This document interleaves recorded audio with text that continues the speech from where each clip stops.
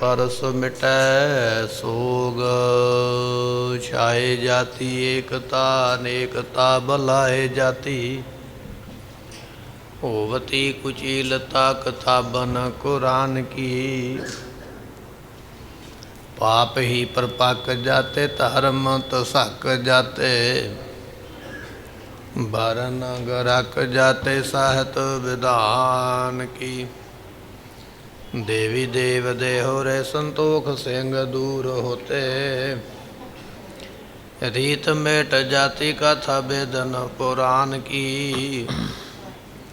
श्री गुरु गोबिंद सिंह पावन परम सूर। मूरत न होती जप करुणा निधान की। श्री गुरु गोबिंद सिंह पावन परम सूर। मूरत न होती जप करुणा निधान की। ਸਾਹਿਤ ਮਸੰਦਨ ਸੰਗਤ ਸੁਨ ਕੈ। ਬਿਸਮਰਨੇ ਪੂਰਨ ਗੁਰ ਗੁਣ ਕੈ। ਵਾਹਿਗੁਰੂ ਜੀ ਕਾ ਖਾਲਸਾ ਵਾਹਿਗੁਰੂ ਜੀ ਕੀ ਫਤਿਹ। वालिए कुल आलम सरवरे कायनात। जुगो जोग अटल पतत पावन सतगुरु गरीब नवाज। गुरु ग्रंथ साहिब जियां दी पवित्र पावन हजूरी अंदर सुभाईमान हो रही गुरु की संगत। आप संगत ने सतगुरां दे दरबार अंदर बैठ करके गुरबानी दे रस भिन्ने कीर्तन शब्द सरवण कीते। मिलिया होया समा मिले होए सवास सफले बनाए। ਸਾਹਿਬ ਗੋਬਿੰਦ ਰਾਏ ਜੀਆਂ ਦੇ ਜੀਵਨ ਦੀ ਕਥਾ ਆਪਾਂ ਸਰਵਣ ਕਰ ਰਹੇ ਹਾਂ। ਸਤਿਗੁਰੂ ਪਾਤਸ਼ਾਹ ਮਹਾਰਾਜ ਸਾਹਿਬ ਜੀ ਪਟਨਾ ਸਾਹਿਬ ਤੋਂ ਚੱਲਣ ਵਾਸਤੇ ਤਿਆਰ ਹੋਏ। ਨਗਰ ਇਲਾਕੇ ਦੀਆਂ ਸੰਗਤਾਂ ਵੀ ਨਾਲ ਤਿਆਰ ਹੋਈਆਂ ਚੱਲਣ ਵਾਸਤੇ। ਸਤਿਗੁਰੂ ਪਾਤਸ਼ਾਹ ਮਹਾਰਾਜ ਜੀਆਂ ਨੇ ਪਟਨੇ ਤੋਂ ਵਾਰ-ਵਾਰ ਡੇਰਾ ਕੀਤਾ ਹੈ। ਬੇਅੰਤ ਸੰਗਤਾਂ ਨੇ ਮੱਥਾ ਟੇਕ ਕੇ ਬੇਨਤੀ ਕੀਤੀ, ਮਹਾਰਾਜ ਅੱਗੇ ਤੁਹਾਡੇ ਚਰਨਾਂ ਵਿੱਚ ਅਰਦਾਸ ਕਰਦੇ ਸੀ, ਆਪ ਜੀ ਸਾਡੇ ਦੁੱਖਾਂ ਨੂੰ ਸੁਣਦੇ, ਸਾਡੀਆਂ ਮੁਸ਼ਕਲਾਂ ਦਾ ਹੱਲ ਕਰਦੇ। ਹੁਣ ਅਸੀਂ ਆਪ ਜੀ ਤੇ ਮਗਰੋਂ ਕਿਸ ਦੇ ਅੱਗੇ ਫਰਿਆਦ ਕਰਾਂਗੇ, ਕਿਸ ਦੇ ਅੱਗੇ ਬੇਨਤੀ ਕਰਾਂਗੇ। ਤੇ ਸਤਿਗੁਰੂ ਪਾਤਸ਼ਾਹ ਮਹਾਰਾਜ ਉਸ ਵੇਲੇ ਕਹਿਣ ਲੱਗੇ, ਕਹਿੰਦੇ ਭਾਈ ਗੁਰੂ ਤੇ ਸਦਾ ਹੀ ਹਾਜ਼ਰ ਨਾਜ਼ਰ ਹੈ, ਗੁਰੂ ਤੇ ਸਦਾ ਹੀ ਹਾਜ਼ਰ ਹੈ, ਇਹ ਮਨ ਵਿੱਚ ਭਰੋਸਾ ਰੱਖਣਾ। ਦੂਜਾ ਬਚਨ ਇਹ ਹੈ, ਸਾਡਾ ਜੋ ਜਨਮ ਸਥਾਨ ਹੈ ਇੱਥੇ ਅਰਦਾਸ ਕਰਿਓ, ਕੜਾਹ ਪ੍ਰਸਾਦ ਦੀ ਦੇਗ ਬਣਵਾਇਓ। ਜਦੋਂ ਸੰਗਤ ਵਿੱਚ ਅਰਦਾਸ ਕਰੋਗੇ ਤੁਹਾਡੀਆਂ ਮਨ ਦੀਆਂ ਕਾਮਨਾਵਾਂ ਪੂਰੀਆਂ ਹੋਣਗੀਆਂ। ਇਹ ਬਚਨ ਇਤਿਹਾਸ ਆਪਾਂ ਪਿੱਛੇ ਸਰਵਣ ਕੀਤਾ। ਜਿਵੇਂ ਅੱਗੇ ਗੁਰੂ ਕਿਰਪਾ ਕਰ ਰਹੇ ਨੇ, ਆਓ ਸਰਵਣ ਕਰੀਏ, ਮਿਲ ਕੇ ਆਖੀਏ ਸਤਨਾਮ ਸ੍ਰੀ ਵਾਹਿਗੁਰੂ ਸਾਹਿਬ ਜੀ। ਸਾਹਿਤ ਮਸੰਦਨ ਸੰਗਤ ਸੁਨ ਕੈ। ਜਦੋਂ ਮਹਾਰਾਜ ਨੇ ਬਚਨ ਆਖੇ ਨਾ ਗੋਬਿੰਦ ਰਾਏ ਜੀਆਂ ਨੇ, ਉਮਰਾ ਕੇਵਲ 6-7 ਸਾਲ ਦੀ ਹੈ।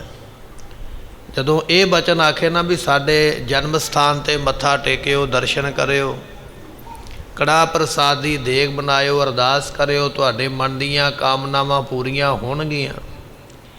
ਇੰਨੀ ਛੋਟੀ ਉਮਰ ਦੇ ਵਿੱਚ ਇੰਨਾ ਵੱਡਾ ਬਚਨ ਸੁਣ ਕੇ ਸਾਰੀ ਸੰਗਤ ਹੈਰਾਨ ਹੋ ਗਈ ਵੀ ਬਚਨ ਬੜਾ ਵੱਡਾ ਹੈ ਜਿਹੜਾ ਇਹਨਾਂ ਨੇ ਮੁੱਖੋਂ ਆਖਿਆ। ਬੜੀ ਸਿਆਣਪ ਵਾਲੀ ਗੱਲ ਹੈ, ਬੜੇ ਕਿਰਪਾ ਵਾਲੇ ਬਚਨ ਨੇ। ਇੰਨੀ ਛੋਟੀ ਉਮਰਾਂ ਦੇ ਵਿੱਚ ਸੰਗਤ ਅਤੇ ਸਿੱਖ ਸੁਣ ਕੇ ਬੜੇ ਹੈਰਾਨ ਹੋਏ ਹਨ।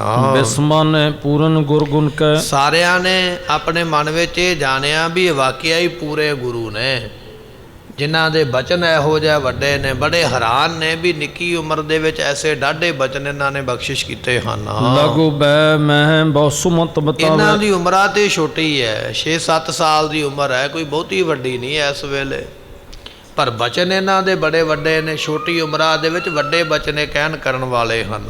ਨਿਜ ਸਿੱਖਿਆਨ ਕੀ ਸ਼੍ਰੇਅ ਜਨਾਵੈ, ਤੇ ਆਪਣੇ ਸਿੱਖਾਂ ਦੀ ਸੰਗਤਾਂ ਦੀ ਸ਼੍ਰੇਅ ਕਹੀਏ ਮੁਕਤੀ ਕਰਨ ਵਾਲੇ, ਸੰਗਤਾਂ ਸਿੱਖਾਂ ਦੀ ਮੁਕਤੀ ਕਰਨ ਵਾਲੇ ਐਸੇ ਸਮਰੱਥ ਗੁਰੂ ਹਨ। ਕਿਉ ਨਾ ਕਹੈ ਕਿਆ ਚਰਜ ਮਨ, ਕਿਉਂ ਨਾ ਕਹੈ ਸਤਿਗੁਰੂ, ਕਿਉਂ ਨਾ ਇਹੋ ਜਿਹਾ ਬਚਨ ਕਹਿਣ, ਸੰਗਤਾਂ ਕਿਉਂ ਇਸ ਗੱਲ ਨੂੰ ਸੁਣ ਕੇ ਹੈਰਾਨ ਹੁੰਦੀਆਂ ਹਨ। ਸਤਿਗੁਰ ਕੇ ਨੰਦਨ ਪਹਿਚਾਨੋ, ਕਿਉਂਕਿ ਸਤਿਗੁਰਾਂ ਦੇ ਪੁੱਤਰ ਨੇ ਨਾ। ਕੁਝ ਸਿਆਣੇ ਸਿੱਖਾਂ ਨੇ ਆਖਿਆ ਸੰਗਤੋ ਹੈਰਾਨ ਨਾ ਹੋਵੋ, ਗੋਬਿੰਦ ਰਾਏ ਜੀਆਂ ਦੇ ਐਸੇ ਵੱਡੇ ਬਚਨ ਸੁਣ ਕੇ ਹੈਰਾਨ ਨਾ ਹੋਵੋ। ਕਾਰਨ ਕੀ ਹੈ?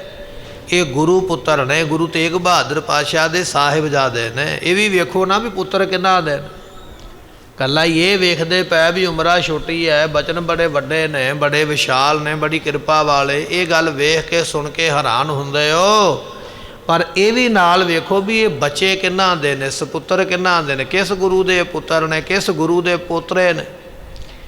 ਇਹ ਗੁਰੂ ਪਾਤਸ਼ਾਹ ਦੇ ਪੋਤਰੇ ਗੁਰੂ ਹਰਗੋਬਿੰਦ ਮਹਾਰਾਜ ਸਾਹਿਬ ਜੀਆਂ ਦੇ ਪੁੱਤਰ ਨੇ, ਗੁਰੂ ਤੇਗ ਬਹਾਦਰ ਪਾਤਸ਼ਾਹ ਸਾਹਿਬ ਜੀਆਂ ਦੇ। ਇਸ ਕਰਕੇ ਇਹਨਾਂ ਦੇ ਐਸੇ ਵੱਡੇ ਬਚਨ ਹਨ। ਧਨ ਧਨ ਕਰ ਜੋਰ ਵਖਾਨ, ਇਸ ਕਰਕੇ ਸੰਗਤਾਂ ਹੱਥ ਜੋੜ ਕੇ ਆਖਦੀਆਂ ਮਹਾਰਾਜ ਆਪ ਜੀ ਧੰਨ ਹੋ, ਧੰਨ ਹੋ। ਬ੍ਰਹੋ ਤੇ ਤਉ ਮਹਾਂ ਦੁਖ ਜਨ, ਪਰ ਫਿਰ ਵੀ ਮਹਾਰਾਜ ਦੇ ਜਾਨ ਦਾ ਵਿਛੋੜਾ ਤੇ ਹੈ। ਬਚਨ ਭਾਵੇਂ ਵੱਡੇ ਨੇ, ਬਖਸ਼ਿਸ਼ ਵਾਲੇ ਨੇ, ਅਰਦਾਸਾਂ ਤੇ ਪੂਰੀਆਂ ਹੋਣਗੀਆਂ, ਮਨ ਦੀਆਂ ਤਮੰਨਾ ਤੇ ਪੂਰੀਆਂ ਹੋਣਗੀਆਂ, ਪਰ ਨਾਲ ਬਚਨ ਇਹ ਵੀ ਹੈ ਗੁਰਮੁਖੋ ਕਿ ਸਤਿਗੁਰਾਂ ਦੇ ਦਰਸ਼ਨ ਹੁਣ ਕਰਨੇ ਇਹਨਾਂ ਨੂੰ ਦੁਰਲੱਭ ਹੋ ਜਾਣਗੇ। ਸਤਿਗੁਰਾਂ ਦੇ ਵਿਛੋੜੇ ਦਾ ਇਹਨਾਂ ਦੇ ਮਨ ਵਿੱਚ ਬਹੁਤ ਜ਼ਿਆਦਾ ਵੈਰਾਗ ਹੈ। ਅਨੇਕ ਪ੍ਰਕਾਰਨ ਕਰੇ ਆਹਾਰਾ, ਅਨੇਕ ਤਰ੍ਹਾਂ ਦੇ ਫਿਰ ਉੱਥੇ ਲੰਗਰ ਵਿੱਚ ਪ੍ਰਸ਼ਾਦੇ ਭੋਜਨ ਬਣੇ ਤੇ ਛਕੇ ਹਨ। ਅਨਿਓ ਗੁਰ ਕੇ ਢਿੱਗ ਭਰ ਥਾਰਾ, ਕਹਿਣ ਲੱਗੇ ਵੀ ਸੰਗਤਾਂ ਨੇ ਵੱਡਾ ਥਾਲ ਭਰ ਕੇ ਪ੍ਰਸ਼ਾਦੇ ਦਾ, ਪਕਵਾਨ ਦਾ ਮਹਾਰਾਜ ਦੇ ਅੱਗੇ ਲਿਆ ਕੇ ਰੱਖਿਆ ਹੈ। ਤੁਰਸ਼ ਮਧੁਰ ਚਰਪਰਾ ਬਣਾਏ, ਕਹਿਣ ਲੱਗੇ ਵੀ ਇਹ ਪਦਾਰਥ ਜਿਹੜੇ ਨੇ ਤੁਰਸ਼ ਕਹੀਏ ਖੱਟੇ, ਮਧੁਰ ਕਹੀਏ ਮਿੱਠੇ, ਅਤੇ ਇਸੇ ਤਰ੍ਹਾਂ ਚਰਪਰਾ ਤੋਂ ਭਾਵ ਕਰਾਰੇ, ਕਈ ਤਰ੍ਹਾਂ ਦੇ ਕਰਾਰੇ, ਮਿੱਠੇ ਅਤੇ ਖੱਟੇ ਜਿਹੜੇ ਭੋਜਨ ਹਨ ਛਕਣ ਵਾਸਤੇ ਬਣਾਏ ਹਨ। ਮੇਵਾ ਬ੍ਰਿੰਦ ਗਿਰੀ ਗਨ ਪਾਏ, ਅਨੇਕ ਤਰ੍ਹਾਂ ਦੀਆਂ ਗਿਰੀਆਂ ਪਾਈਆਂ ਗਈਆਂ, ਮੇਵੇ ਪਾਏ ਗਏ ਖੀਰ ਬਣਾਉਣ ਵਾਸਤੇ, ਗਿਰੀਆਂ ਬਦਾਮ ਪਾ ਕੇ ਸੋਹਣੇ ਖੀਰ ਇਤਿਆਦਿਕ ਪਦਾਰਥ ਬਣੇ ਹਨ। ਬਹੁ ਵਿਧ ਕੇ ਚਾਵਰ ਕਰਵਾਏ, ਕਹਿਣ ਲੱਗੇ ਵੀ ਸੰਗਤ ਦੇ ਛਕਣ ਵਾਸਤੇ ਬੜੇ ਸੋਹਣੇ ਲੰਮੇ ਲੰਮੇ ਚੌਲ ਜਿਹੜੇ ਨੇ, ਕੁਝ ਮਿੱਠੇ ਦੇ, ਕੁਝ ਨਮਕ ਵਾਲੇ, ਕੁਝ ਲੂਣ ਵਾਲੇ, ਕੁਝ ਸਲੂਣ ਵਾਲੇ, ਕੁਝ ਮਿੱਠੇ ਦੇ, ਕੁਝ ਜਰਦੇ ਦੇ ਬਣੇ ਹੋਏ ਚੌਲ ਉਸ ਵੇਲੇ ਸੰਗਤ ਨੂੰ ਵਰਤਾਏ ਹਨ। ਪਤਰੇ ਵੱਡ ਖੁਸ਼ਬੋਏ ਉਠਾਏ, ਕਹਿਣ ਲੱਗੇ ਵੀ ਇਸ ਤਰ੍ਹਾਂ ਪਤਲੇ ਪਤਲੇ ਚੌਲ ਨੇ, ਬੜੇ ਬੜੇ ਲੰਬੇ ਨੇ, ਇਹਨਾਂ ਵਿੱਚੋਂ ਬਹੁਤ ਜ਼ਿਆਦਾ ਖੁਸ਼ਬੂ ਆਉਂਦੀ ਹੈ, ਬੜੀ ਸੋਹਣੀ ਮਹਿਕ ਆਉਂਦੀ ਹੈ। ਇਹੋ ਜਿਹੇ ਬਾਸਮਤੀ ਦੇ ਸੁੰਦਰ ਚੌਲ ਨੇ ਵੀ ਇਹਨਾਂ ਵਿੱਚੋਂ ਵੱਖਰੀ ਤਰ੍ਹਾਂ ਦੀ ਇੱਕ ਖੁਸ਼ਬੂ ਆਉਂਦੀ ਹੈ। ਮਧੁਰ ਸਲਵਣ ਘ੍ਰਿਤ ਭੁੰਜਵਾਏ, ਕਹਿਣ ਲੱਗੇ ਵੀ ਇਸੇ ਤਰ੍ਹਾਂ ਮਿੱਠੇ ਤੇ ਸਲੂਣੇ ਤੇ ਘਿਓ ਦੇ ਵਿੱਚ ਭੁੰਨੇ ਹੋਏ ਚੌਲ ਕਈ ਤਰ੍ਹਾਂ ਦੇ ਬਣੇ, ਕੁਝ ਪਾਣੀ ਵਿੱਚ ਉਬਾਲੇ ਹੋਏ, ਕੁਝ ਲੂਣ ਦੇ ਬਣੇ ਹੋਏ, ਕੁਝ ਮਿੱਠੇ ਦੇ ਬਣੇ ਹੋਏ, ਕੁਝ ਘਿਓ ਦਾ ਤੜਕਾ ਲਾ ਕੇ ਬੜੇ ਸੋਹਣੇ ਭੁੰਨ ਕੇ ਬਣਾਏ ਹਨ। ਉਪਕਾਰ ਮਤ ਚਤੁਰ ਬਣਾਏ, ਜਿਹੜਾ ਰਸੋਈਆ ਨਾ ਮਹਾਰਾਜ ਦਾ ਲਾਂਗਰੀ ਬੜਾ ਸਿਆਣਾ ਹੈ, ਉਹਨੇ ਬੜੇ ਤਰ੍ਹਾਂ ਦੇ ਪਦਾਰਥ ਬਣਾ ਕੇ ਸੋਹਣੇ ਬਣਾ ਕੇ ਲਿਆ ਕੇ ਦਿੱਤੇ ਹਨ। ਆਨ ਮੁਰੱਬੇ ਜੇ ਫਲ ਕਹਿਣ ਨਾਨਾ, ਲੱਗੇ ਵੀ ਇਸੇ ਤਰ੍ਹਾਂ ਕਈ ਫਲਾਂ ਦੇ ਮੁਰੱਬੇ ਜਿਹੜੇ ਨੇ, ਜਿਵੇਂ ਕਿ ਸੇਬ ਦਾ ਮੁਰੱਬਾ ਹੈ, ਇਸੇ ਤਰ੍ਹਾਂ ਹੋਰ ਕਈ ਤਰ੍ਹਾਂ ਦੇ ਮੁਰੱਬੇ ਨੇ, ਔਲੇ ਦਾ ਮੁਰੱਬਾ ਹੈ, ਗਾਜਰ ਦਾ ਮੁਰੱਬਾ ਹੈ। ਇਹੋ ਜਿਹੇ ਸੋਹਣੇ ਮੁਰੱਬੇ ਬਣਾ ਕੇ ਛਕਣ ਵਾਸਤੇ ਅੱਗੇ ਰੱਖੇ ਹਨ। ਅਨੇਕ ਅਚਾਰਨ ਲਿਆਵਨ ਠਾਨਾ, ਅਨੇਕ ਤਰ੍ਹਾਂ ਦੇ ਭੋਜਨ ਦਸਵੇਂ ਗੁਰੂ ਦੇ ਛਕਣ ਵਾਸਤੇ ਸੰਗਤ ਨੇ, ਹਲਵਾਈ ਨੇ ਲਿਆ ਕੇ ਰੱਖੇ ਹਨ। ਕਹਿ ਲਓ ਗਿਨੋ ਅਨੇਕ ਕਿੱਥੋਂ ਪ੍ਰਕਾਰ, ਤੱਕ ਗਿਣੀਏ ਜਿਹੜਾ ਭੋਜਨ ਅੱਜ ਦਸਵੇਂ ਪਾਤਸ਼ਾਹ ਦੇ ਥਾਲੇ ਵਿੱਚ ਪਰੋਸਿਆ ਗਿਆ, ਕਿੰਨੇ ਪਕਵਾਨ ਨੇ, ਕਿੰਨੇ ਤਰ੍ਹਾਂ ਦੇ ਗਿਣੇ ਮਿਣੇ ਨਹੀਂ ਜਾਂਦੇ ਹਨ। ਤ੍ਰਿਪਤਾ ਇਹ ਸਭ ਦੀਨ ਆਹਾਰ, ਸਾਰਿਆਂ ਨੂੰ ਰਜਾਇਆ ਗਿਆ, ਇਕੱਲੇ ਦਸਵੇਂ ਪਾਤਸ਼ਾਹ ਨੇ ਨਹੀਂ ਛਕੇ। ਜਿੰਨੀ ਸੰਗਤ ਲੰਗਰ ਦੇ ਵਿੱਚ ਹੈ, ਸਾਰਿਆਂ ਨੂੰ ਉਹ ਭੋਜਨ ਜਿਹੜੇ ਭੰਡਾਰੇ ਨੇ ਉਸ ਵੇਲੇ ਦਿੱਤੇ ਗਏ ਹਨ। ਜਿਤਨੇ ਸੰਗ ਸੰਗਤਾਂ ਆਈ, ਜਿੰਨੀਆਂ ਵੀ ਸੰਗਤਾਂ ਆਉਂਦੀਆਂ ਮਹਾਰਾਜ ਦੇ ਨਾਲ, ਜਿੰਨੀਆਂ ਵੀ ਸੰਗਤਾਂ ਬੈਠੀਆਂ ਲੰਗਰ ਦੇ ਵਿੱਚ, ਸਾਰੇ ਹੀ ਛਕਦੇ ਪਏ। ਇੱਕ ਸਮ ਸਭਨ ਦੇਗ ਵਰਤਾਈ, ਇੱਕ ਸਮ ਬਰਾਬਰ ਜਿਹੜੀ ਦੇਗ ਹੈ ਨਾ, ਉਹ ਕੜਾਹ ਪ੍ਰਸ਼ਾਦ ਦੀ ਦੇਗ, ਇਹ ਗੁਰੂ ਕਾਲ ਤੋਂ ਮਰਿਆਦਾ, ਗੁਰੂ ਪਾਤਸ਼ਾਹ ਦਾ ਹੁਕਮ ਹੈ, ਜਦੋਂ ਕੜਾਹ ਪ੍ਰਸ਼ਾਦ ਦੀ ਦੇਗ ਵਰਤਦੀ ਹੈ ਨਾ, ਉਸ ਦੇਗ ਨੂੰ ਬਰਾਬਰ ਸਾਰਿਆਂ ਨੂੰ ਵਰਤਾਇਆ ਜਾਏ। ਮਹਾਰਾਜ ਦਾ ਹੁਕਮ ਹੈ। ਜਿਹੜਾ ਸੰਗਤ ਵਿੱਚ ਇਹ ਗੱਲ ਰੱਖਦਾ ਨਾ ਮਨ ਦੇ ਵਿੱਚ ਵੀ ਆਹ ਮੇਰਾ ਵਿਰੋਧੀ ਬੈਠਾ ਤੇ ਇਹਨੂੰ ਮੈਂ ਜਾਣ ਬੁੱਝ ਕੇ ਦੇਗ ਥੋੜ੍ਹੀ ਦਿਆਂ, ਪ੍ਰਸ਼ਾਦ ਥੋੜ੍ਹਾ ਦਿਆਂ, ਆਹ ਮੇਰਾ ਕੋਈ ਰਿਸ਼ਤੇਦਾਰ ਕੋਈ ਆਪਣਾ ਬੈਠਾ ਇਹਨੂੰ ਮੈਂ ਜ਼ਿਆਦਾ ਦਿਆਂ, ਜਿਹੜਾ ਇਸ ਭਾਵਨਾ ਦੇ ਨਾਲ ਪ੍ਰਸ਼ਾਦ ਵਰਤਾਉਂਦਾ ਨਾ ਵੀ ਆਪਣਾ ਵੈਰੀ ਸਮਝ ਕੇ ਥੋੜ੍ਹਾ, ਤੇ ਮਿੱਤਰ ਸਮਝ ਕੇ ਜ਼ਿਆਦਾ। ਤੇ ਮਹਾਰਾਜ ਕਹਿਣ ਲੱਗੇ ਸਦਾ ਰਹਿਤ ਤਿਸੈ ਸੋਗ, ਉਹਦੇ ਘਰ ਦੇ ਵਿੱਚ ਉਹਦੇ ਮਨ ਦੇ ਵਿੱਚ ਹਮੇਸ਼ਾ ਸੋਗ ਹੀ ਬਣਿਆ ਰਹੇਗਾ, ਕਦੇ ਖੁਸ਼ੀ ਨਹੀਂ ਆਵੇਗੀ। ਇਹ ਰਹਿਤਨਾਮਿਆਂ ਦਾ ਬਚਨ ਹੈ। ਕਿਸੇ ਥੋੜ੍ਹਾ ਕਿਸੇ ਅਗਲਾ, ਕਿਸੇ ਨੂੰ ਥੋੜ੍ਹਾ ਜਿਹਾ ਕਿਸੇ ਨੂੰ ਬਹੁਤਾ ਦੇ ਦੇਣਾ ਵੀ ਇਹ ਮੇਰੀ ਜਾਣ ਪਛਾਣ ਵਾਲਾ। ਸੰਗਤ ਵਿੱਚ ਆ ਕੇ ਜਿਹੜੇ ਲੋਕ ਵਿਤਕਰਾ ਕਰਦੇ, ਪ੍ਰਸ਼ਾਦ ਵੰਡਣ ਲੱਗਿਆ, ਮਹਾਰਾਜ ਕਹਿਣ ਲੱਗੇ ਉਸ ਮਨੁੱਖ ਨੂੰ ਕਿਸੇ ਥੋੜ੍ਹਾ ਕਿਸੇ ਅਗਲਾ, ਤੇ ਉਹ ਥੋੜ੍ਹਾ ਜਿਹਾ ਜ਼ਿਆਦਾ ਦੇਣ ਵਾਲੇ ਨੂੰ ਸਦਾ ਰਹਿਤ ਤਿਸੈ ਸੋਗ, ਉਹਨੂੰ ਸੋਗ ਰਹਿੰਦਾ, ਫਿਰ ਚਿੰਤਾ ਰਹਿੰਦੀ ਹੈ, ਦੁੱਖ ਰਹਿੰਦਾ, ਬਿਪਤਾ ਹੀ ਪਈ ਰਹਿੰਦੀ ਹੈ। ਸੰਗਤ ਵਿੱਚ ਵਰਤਾਉਣ ਵੇਲੇ ਕਦੇ ਇਹ ਨਹੀਂ ਵੇਖਣਾ ਵੀ ਇਹ ਮੇਰਾ ਵਿਰੋਧੀ ਹੈ ਤੇ ਇਹ ਮੇਰਾ ਮਿੱਤਰ ਹੈ। ਸੰਗਤ ਵਿੱਚ ਜਦੋਂ ਵੀ ਵਰਤਣਾ ਬਰਾਬਰ ਵਰਤਣਾ ਹੈ। ਇੱਥੇ ਬਚਨ ਆ ਗਿਆ, ਕਹਿਣ ਲੱਗੇ ਵੀ ਮਹਾਰਾਜ ਸਾਹਿਬ ਜੀਆਂ ਨੇ ਜਿਹੜਾ ਪ੍ਰਸ਼ਾਦ ਬਣਵਾਇਆ ਨਾ, ਕੜਾਹ ਪ੍ਰਸ਼ਾਦ ਬਰਾਬਰ ਸਾਰੀ ਸੰਗਤ ਵਿੱਚ ਵੰਡਿਆ ਹੈ। ਗੁਰੂ ਹੁਕਮ ਤੇ ਅਚਵਿਓ ਸਾਰੇ, ਗੁਰੂ ਹੁਕਮ ਦੇ ਨਾਲ, ਗੁਰੂ ਬਖਸ਼ਿਸ਼ ਦੇ ਨਾਲ ਸਾਰੀ ਸੰਗਤ ਨੇ ਰੱਜ ਕੇ ਪ੍ਰਸ਼ਾਦਾ ਭੋਜਨ ਛਕਿਆ ਹੈ। ਦਿਓ ਨ ਕਰਵੇ ਕਿਸੇ ਆਹਾਰੇ, ਤੇ ਕਹਿਣ ਲੱਗੇ ਵੀ ਸਤਿਗੁਰੂ ਪਾਤਸ਼ਾਹ ਮਹਾਰਾਜ ਸਾਹਿਬ ਜੀਆਂ ਨੇ ਬੜੀਆਂ ਬਖਸ਼ਿਸ਼ਾਂ ਕੀਤੀਆਂ, ਕਿਸੇ ਨੂੰ ਵੀ ਆਪਣਾ ਭੋਜਨ ਨਹੀਂ ਤਿਆਰ ਕਰ ਦਿੱਤਾ। ਕੁਝ ਸੰਗਤਾਂ ਨੇ ਆਖਿਆ ਮਹਾਰਾਜ ਸਾਡਾ ਘਰ ਨੇੜੇ ਹੀ ਹੈ, ਕੋਈ ਨਹੀਂ ਘਰੇ ਜਾ ਕੇ ਖਾ ਲਵਾਂਗੇ, ਬਣਾ ਲਵਾਂਗੇ। ਸਤਿਗੁਰੂ ਕਹਿਣ ਲੱਗੇ ਨਹੀਂ ਭਾਈ, ਸਾਰਿਆਂ ਨੇ ਇੱਥੇ ਬਣਾਉਣਾ, ਇੱਥੇ ਹੀ ਛਕਣਾ ਹੈ, ਕਿਸੇ ਨੂੰ ਆਪਣੇ ਘਰ ਵਿੱਚ ਭੋਜਨ ਨਹੀਂ ਬਣਾਉਣ ਦਿੱਤਾ ਹੈ। ਉਤਸਵ ਭਇਓ ਮਿਲਿਓ ਵੱਡ ਮੇਲਾ, ਸਤਿਗੁਰਾਂ ਦੇ ਨਾਲ ਬਹੁਤ ਸੰਗਤਾਂ ਇਕੱਠੀਆਂ ਹੋਈਆਂ, ਬੜਾ ਵੱਡਾ ਮੇਲਾ ਲੱਗ ਗਿਆ ਹੈ। ਚੈਂ ਦਰਸ਼ਨ ਤੇ ਜਨਮ ਸੁਹੇਲਾ, ਸਤਿਗੁਰਾਂ ਦੇ ਦਰਸ਼ਨ ਕਰਕੇ ਸੰਗਤਾਂ ਦਰਸ਼ਨ ਕਰਕੇ ਜਨਮ ਸਫਲਾ ਕਰਨਾ ਚਾਹੁੰਦੀਆਂ। ਸਤਿਗੁਰਾਂ ਦੇ ਇਹੋ ਜਿਹੇ ਪਵਿੱਤਰ ਦਿਦਾਰੇ ਨੇ ਵੀ ਅਸੀਂ ਕਰਕੇ ਆਪਣਾ ਜਨਮ ਸਫਲਾ ਕਰੀਏ। ਜਾਮ ਨਿਸਾਲੋ ਦੇਖਤ ਰਹੇ, ਇਸ ਤਰ੍ਹਾਂ ਸਤਿਗੁਰੂ ਪਾਤਸ਼ਾਹ ਜੀਆਂ ਦੇ ਦਰਸ਼ਨ ਇੱਕ ਪਹਿਰ ਰਾਤ ਰਹਿੰਦਿਆਂ ਤੱਕ, ਇੱਕ ਪਹਿਰ ਰਾਤ ਦਾ ਸਮਾਂ ਹੁੰਦਾ 9 ਵਜੇ ਤੱਕ, 9 ਵਜੇ ਤੱਕ 10 ਵਜੇ ਤੱਕ ਸੰਗਤਾਂ ਉੱਥੇ ਹੀ ਬੈਠੀਆਂ ਰਹੀਆਂ ਜਿੱਥੇ ਮਹਾਰਾਜ ਬੈਠੇ। ਕਹਿਣ ਤੋਂ ਭਾਵ ਇਹ ਆ ਵੀ ਕਾਫੀ ਰਾਤ ਚਲੇ ਗਈ ਹੈ, 9-10 ਦਾ ਸਮਾਂ ਕਾਫੀ ਰਾਤ ਚਲੇ ਗਈ ਹੈ, ਹਾਲੇ ਵੀ ਸੰਗਤਾਂ ਜਿਹੜੀਆਂ ਨੇ ਮਹਾਰਾਜ ਦੇ ਦਰਸ਼ਨ ਕਰ ਰਹੀਆਂ ਨੇ। ਅੱਜ ਸਮਾਂ ਬਦਲਿਆ ਹੈ, ਸਾਡੇ ਕੋਲ ਲਾਈਟ ਦਾ ਬੜਾ ਵਧੀਆ ਸਾਧਨ ਹੈ, ਬਿਜਲੀ ਹੈ, ਬਲਬ ਨੇ, ਪੱਖੇ ਨੇ। ਅੱਜ ਸਾਡਾ ਇੱਕ ਨੇਮ ਬਣ ਗਿਆ ਵੀ ਅਸੀਂ ਰਾਤ ਨੂੰ ਬਹੁਤ ਲੇਟ ਸੌਂਦੇ ਹਾਂ, ਪਰ ਉਹਨਾਂ ਸਮਿਆਂ ਵਿੱਚ ਨਾ ਕੋਈ ਬਿਜਲੀ ਨਾ ਕੋਈ ਪੱਖਾ, ਤੇ ਲੋਕ ਟਾਈਮ ਨਾਲ ਹੀ ਭੋਜਨ ਛਕ ਕੇ ਦਿਨ ਖਲੇ ਤੇ ਟਾਈਮ ਨਾਲ ਹੀ ਸੌਂ ਜਾਂਦੇ, ਕਿਉਂਕਿ ਅੰਮ੍ਰਿਤ ਵੇਲੇ ਉੱਠ ਕੇ ਫਿਰ ਕੰਮ ਕਰਨੇ ਨੇ।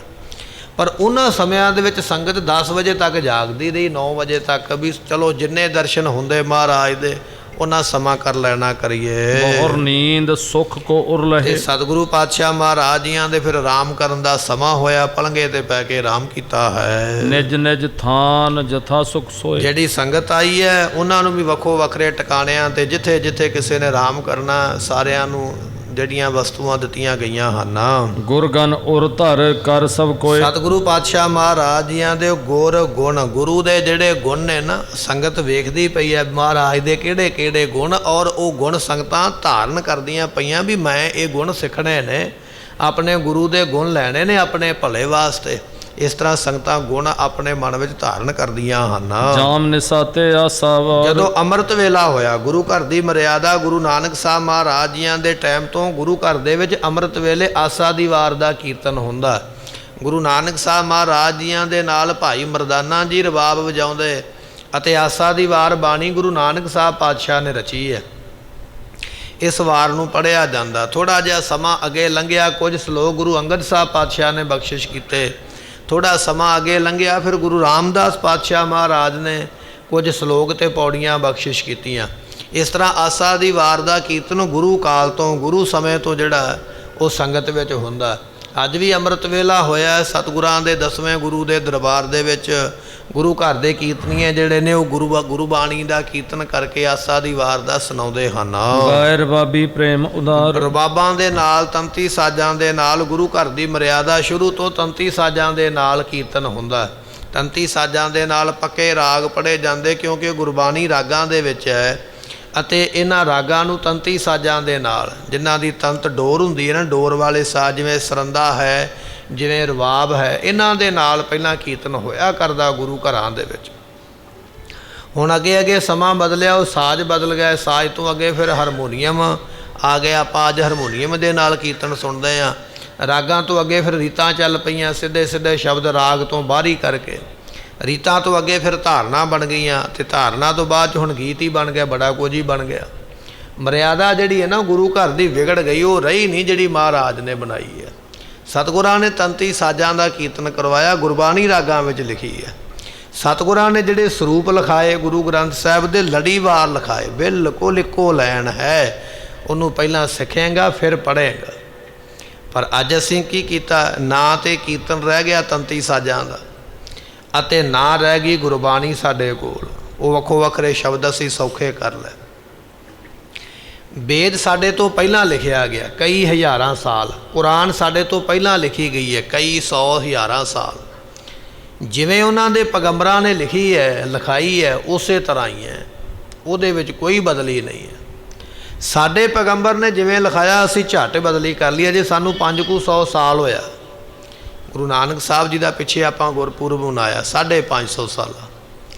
ਅਸੀਂ ਇੰਨੇ ਸਾਲਾਂ ਵਿੱਚ ਇੰਨਾ ਕੁਝ ਬਦਲ ਕੇ ਰੱਖ ਦਿੱਤਾ। ਉਹਨਾਂ ਨੇ ਹਜ਼ਾਰਾਂ ਸਾਲਾਂ ਵਿੱਚ ਵੀ ਆਪਣੇ ਪੈਗੰਬਰਾਂ ਦੀ ਕੀਤੀ ਨੂੰ ਮੋੜਿਆ ਨਹੀਂ, ਉਸੇ ਤਰ੍ਹਾਂ ਰੱਖਿਆ, ਪਰ ਅਸੀਂ ਇੰਨੇ ਸਾਲਾਂ ਵਿੱਚ ਹੀ ਬਦਲ ਗਏ।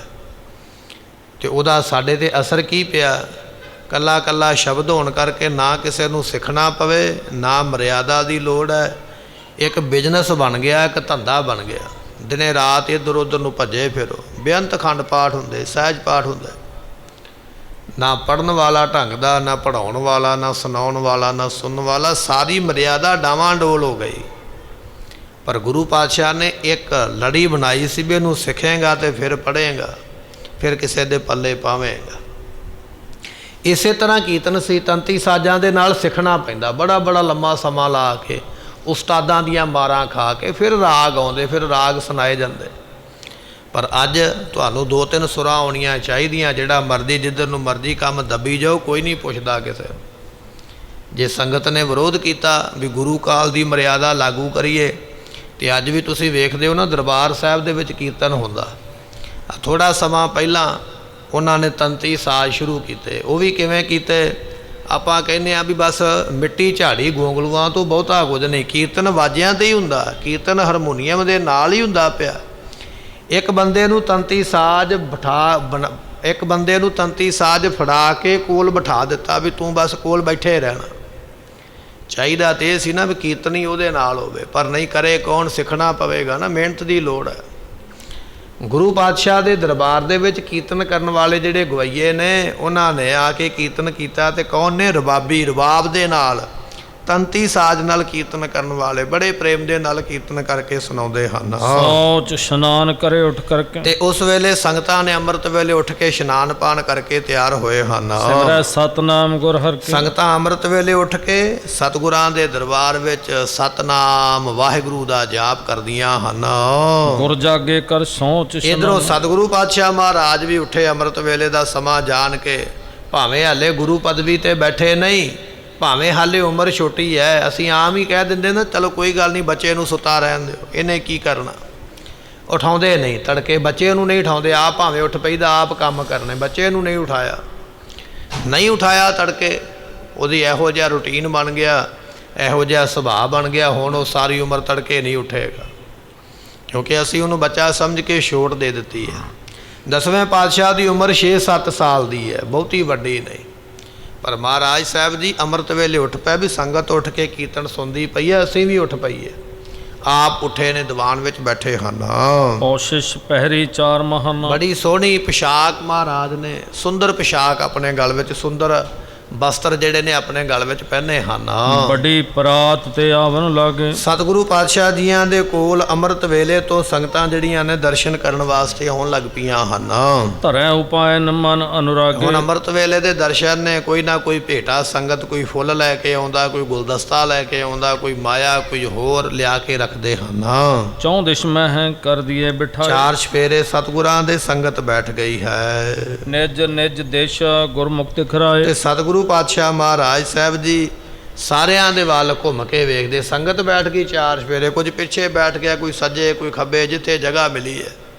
ਹੁਣ ਮਹਾਰਾਜ ਜਾਣਦੇ ਵੀ ਇਹ ਸਾਡੇ ਦਰਸ਼ਨਾਂ ਨੂੰ ਆਏ ਨੇ, ਤੇ ਸਤਿਗੁਰੂ ਪਾਤਸ਼ਾਹ ਜੀ ਆਪਣਾ ਮੁਖ ਫੇਰ ਕੇ ਸਾਰਿਆਂ ਨੂੰ 4 ਚੁਫੇਰੇ ਦਿਖਾਉਂਦੇ ਹਨ। ਧੀਰਜ ਦਈ ਸਭਨ ਕੋ ਤਬੈ। ਸਤਿਗੁਰਾਂ ਨੇ ਸਾਰਿਆਂ ਨੂੰ ਫਿਰ ਹੌਸਲਾ ਦਿੱਤਾ ਹੈ। ਆਨ ਆਨੰਦਪੁਰ ਹੇਰੋ ਕਵੈ। ਮਹਾਰਾਜ ਕਹਿੰਦੇ ਭਾਈ ਕੋਈ ਗੱਲ ਨਹੀਂ, ਅਸੀਂ ਇੱਥੋਂ ਚੱਲੇ ਹਾਂ ਪਟਨਾ ਸਾਹਿਬ ਦੀ ਧਰਤੀ ਤੋਂ, ਪਰ ਆਨੰਦਪੁਰ ਸਾਹਿਬ ਚੱਲੇ ਹਾਂ। ਜੇ ਤੁਹਾਡਾ ਬਹੁਤਾ ਮਨ ਕਰੇ ਨਾ ਸਾਡੇ ਦਰਸ਼ਨਾਂ ਨੂੰ, ਤੁਹਾਡਾ ਜੀ ਨਾ ਲੱਗੇ, ਤੇ ਫਿਰ ਤੁਸੀਂ ਉੱਥੇ ਆ ਜਿਓ। ਹੁਣ ਆਨੰਦਪੁਰ ਸਾਹਿਬ ਆ ਕੇ ਸਾਡੇ ਦਰਸ਼ਨ ਕਰਿਓ। ਜਨਮ ਭੂਮ ਪਟਨੇ ਮੈਂ ਮੇਰੀ। ਇਹ ਸਾਡੀ ਜਿਹੜੀ ਜਨਮ ਭੂਮੀ ਹੈ ਨਾ, ਅਵਤਾਰ ਸਥਾਨ, ਇਹ ਪਟਨਾ ਹੀ ਰਹਿਣਾ ਹੈ। ਆਉਣ ਵਾਲੇ ਸਮਾਂ ਵਿੱਚ ਇਹ ਥਾਂ ਨਹੀਂ ਬਦਲ ਜਾਣਾ। ਇਹ ਪਟਨਾ ਸਾਡਾ ਜਨਮ ਸਥਾਨ ਰਹਿਣਾ ਹੀ ਰਹਿਣਾ ਹੈ। ਸੰਗਤਾਂ ਇੱਥੇ ਆਇਆ ਕਰਨਗੀਆਂ ਦਰਸ਼ਨ ਕਰਨ ਵਾਸਤੇ।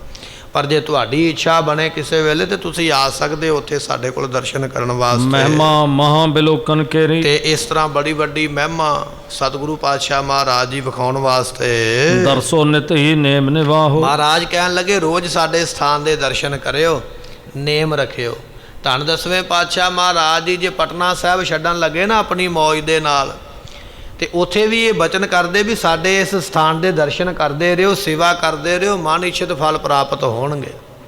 ਤੇ ਧੰਨ ਦਸਵੇਂ ਪਾਤਸ਼ਾਹ ਨੇ ਜਦੋਂ ਆਨੰਦਪੁਰ ਸਾਹਿਬ ਛੱਡਿਆ ਨਾ, ਛੱਡਣ ਲੱਗੇ ਮਹਾਰਾਜ, ਇੱਥੇ ਇੱਕ ਗੁਰਬਖਸ਼ ਨਾਮ ਦਾ ਸਾਧੂ ਰਹਿੰਦਾ ਸੀ। ਮਹਾਰਾਜ ਨੇ ਉਹਨੂੰ ਆਖਿਆ, ਕਹਿਣ ਲੱਗੇ ਅਸੀਂ ਚੱਲੇ ਹਾਂ, ਸਮੇਂ ਦਾ ਕੋਈ ਪਤਾ ਨਹੀਂ, ਹੁਣ ਅਸੀਂ ਇੱਥੇ ਵਾਪਸ ਨਹੀਂ ਆਵਾਂਗੇ, ਪਰ ਤੂੰ ਇੱਥੇ ਸੇਵਾ ਕਰਨੀ ਇਸ ਸਥਾਨ ਦੀ। ਇੱਥੇ ਖਾਲਸੇ ਦਾ ਜਨਮ ਹੋਇਆ। ਇੱਥੇ ਝਾੜੂ ਦੇ ਨਾਲ ਸਾਫ ਸਫਾਈ ਕਰੀ ਤੇ ਇੱਥੇ ਜੋਤ ਜਗਾਇਆ ਕਰੀ। ਜਿੰਨਾ ਕੁ ਤੈਨੂੰ ਨਾਮ ਜਪਣਾ ਆਉਂਦਾ ਉਹਨਾਂ ਕੁ ਬਾਣੀ ਇੱਥੇ ਬੈਠ ਕੇ ਪੜ੍ਹਿਆ ਕਰੀ। ਉਹ ਜਿਹੜਾ ਸਾਧੂ ਸੀ ਨਾ, ਮਹਾਰਾਜ ਦੇ ਬਚਨ ਸੁਣੇ, ਕਹਿਣ ਲੱਗਾ ਮਹਾਰਾਜ ਸਤ ਬਚਨ ਜਿਵੇਂ ਤੁਸੀਂ ਆਖਿਆ ਮੈਂ ਇੱਥੇ ਰਵਾਂਗਾ, ਝਾੜੂ ਦੀ ਸੇਵਾ ਵੀ ਕਰਾਂਗਾ, ਜੋਤ ਵਗੈਰਾ ਵੀ ਜਗਾਵਾਂਗਾ, ਸਾਫ ਸਫਾਈ ਰੱਖਾਂਗਾ। ਤੇ ਮਹਾਰਾਜ ਬਵੀ ਤੇ ਲੰਗਰ ਪ੍ਰਸ਼ਾਦਾ ਛਕਣਾ ਹਨ। ਜੋਤ ਵਾਸਤੇ ਵੀ ਘਿਓ ਵਸਤੂਆਂ ਤੇ ਚਾਹੀਦੀਆਂ, ਤੇ ਪਰ ਮਹਾਰਾਜ ਆਮਦਨ ਦਾ ਕੋਈ ਸਾਧਨ ਨਹੀਂ ਹੈ। ਦਸਵੇਂ ਪਾਤਸ਼ਾਹ ਮਹਾਰਾਜ ਕਹਿਣ ਲੱਗੇ ਕੋਈ ਗੱਲ ਨਹੀਂ, ਉਹ ਵੀ ਤੇਰੀ ਅਸੀਂ ਲੋੜ ਪੂਰੀ ਕਰਦੇ ਹਾਂ। ਕਹਿਣ ਲੱਗੇ ਜਦੋਂ ਤੂੰ ਤੜਕੇ ਉੱਠ ਕੇ ਝਾੜੂ ਲਾਇਆ ਕਰੇਗਾ ਨਾ ਇਸ ਜਗ੍ਹਾ ਤੇ, ਸਫਾਈ ਕਰਿਆ ਕਰੇਗਾ, ਤੇ ਤੈਨੂੰ ਉਸ ਵੇਲੇ ਇੱਥੋਂ ਮਾਇਆ ਲੱਭਿਆ ਕਰੇਗੀ। ਰੋਜ਼ ਦੀ ਰੋਜ਼ ਤੈਨੂੰ ਮਾਇਆ ਮਿਲੇ ਕਰੇਗੀ। ਸੋਨੇ ਦੀਆਂ ਮੋਹਰਾਂ ਤੈਨੂੰ ਇੱਥੋਂ ਮਿਲਣ ਕਰਨਗੀਆਂ। ਉਹ ਲੈ ਕੇ ਬਾਜ਼ਾਰ ਵਿੱਚ ਖਰਚ ਕੇ ਉਸ ਮਾਇਆ ਦੇ ਨਾਲ ਇੱਥੋਂ ਦਾ ਪ੍ਰਬੰਧ ਤੂੰ ਕਰਦਾ ਰਹੀ। ਤੈਨੂੰ ਕਦੇ ਥੋੜ ਨਹੀਂ ਆਵੇਗੀ। ਤੂੰ ਇੱਥੇ ਪੂਰੀਆਂ ਜਿਹੜੀਆਂ ਨੇ ਉਹ ਕਲਾ ਵਰਤਣਗੀਆਂ, ਚੜ੍ਹਦੀ ਕਲਾ ਰਵੇਗੀ।